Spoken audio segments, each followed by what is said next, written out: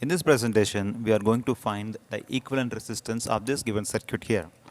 So this circuit has a potential difference of 12 volts, right? And this resistance is 2 ohm, and this is 6 ohm, this is 10 ohm maybe, and this is 12 ohm, right? And you need to find the equivalent resistance of all the resistances. So our equivalent resistance is what, right? So how to solve this? First, you need to solve all the parallel resistances here. So this is nothing but which gives you 6 cross 10 cross 12 divided by 6 plus 10 plus 12.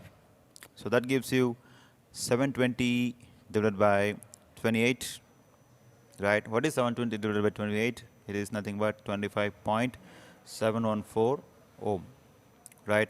You can simply erase these two resistances on the top and the bottom, and you can put a very simple resistance with 25.714 ohm. And this 25.714 ohm is in series with this 2 ohm resistance. So if you add these two, you will get what you will get. You will get the circuit will be compressed once again into something like this, and 27.714 ohm, right? So this is the potential difference you have, and 27.714 ohm is your equivalent resistance, 27.714 ohm, right? Sometimes they will be asking you to calculate the current flowing inside the circuit. So current, how can you find the value of current here?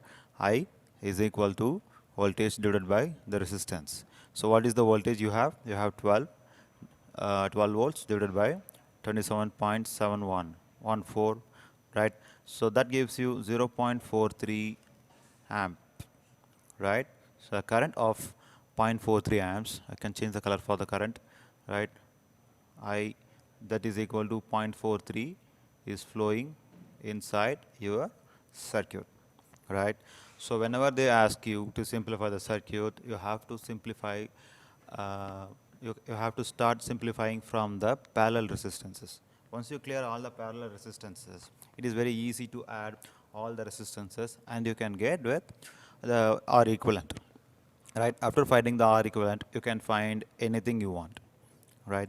So if there is any doubts, you can ask me in the comment section, or you can send emails. So this particular problem was made on request, and if you have any further request, you can send the WhatsApp to message to me, or you can send an email to me, or we can discuss what are the problems you want me to solve on YouTube, on the classrooms, or anywhere we want, right? And thanks for watching.